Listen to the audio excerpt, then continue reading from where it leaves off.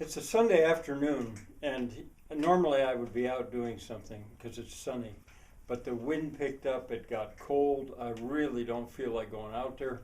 I was already out this morning, not too long after dawn, to make sure my goats didn't get out. I've been to church. Anyway, I thought, I'll just use this afternoon to catch up on some videos to see if I can move the state of the school further along. Now, I think this is maybe the 10th, maybe the 11th video in this series, SoS, State of the School. And I may do another one besides this right now. But what I want to turn to at the moment, it's related to the buckets. I was telling you about these buckets.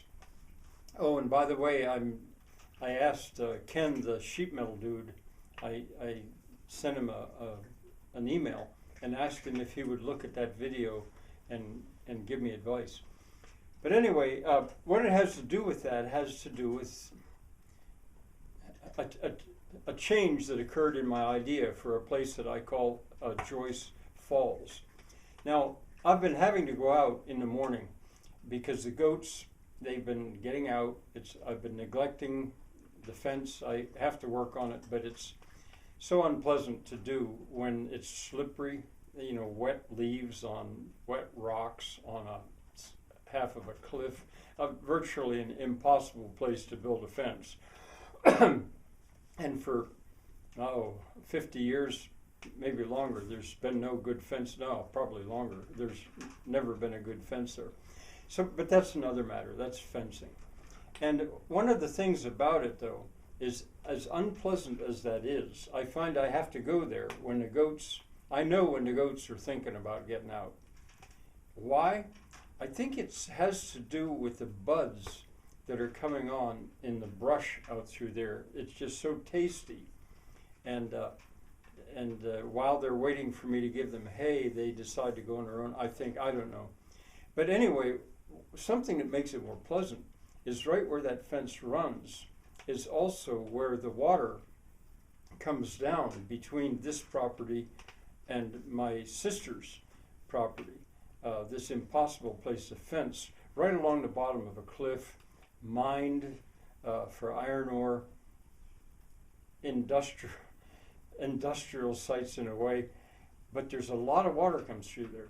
And the water has begun to come again. It's spring runoff mostly. It almost goes dry in August, almost. But it's coming again now. So I'm reminded that, hey, it's not that far away before I can start to work with my water again, with the spring runoff. And there comes a time where what I really need to do is to simply walk in the zonjas. Not dig them out, not hoe them out, just walk in them to deepen them. Sometimes to break the ice up if it's blocked that way. And that's so pleasant. And I guess I'll save that for a water walk. But I've begun to do that. The next time I go to the farm here, I'm going to get myself a little bit higher pair of waterproof boots that I can slip on, so I can just comfortably walk in those zonjas. And I was doing that. But then I also noticed that the water has, because of last year's work, it's reached Joyce Falls. And Joyce Falls is the place where that water wheel's going to go.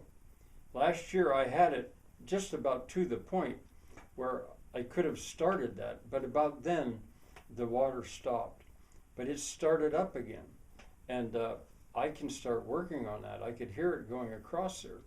And not only that, there's a place, of the 9 water wheels, the last one on this property is one that I plan to put underneath a bridge, a footbridge, just 4 feet wide, that goes across that creek.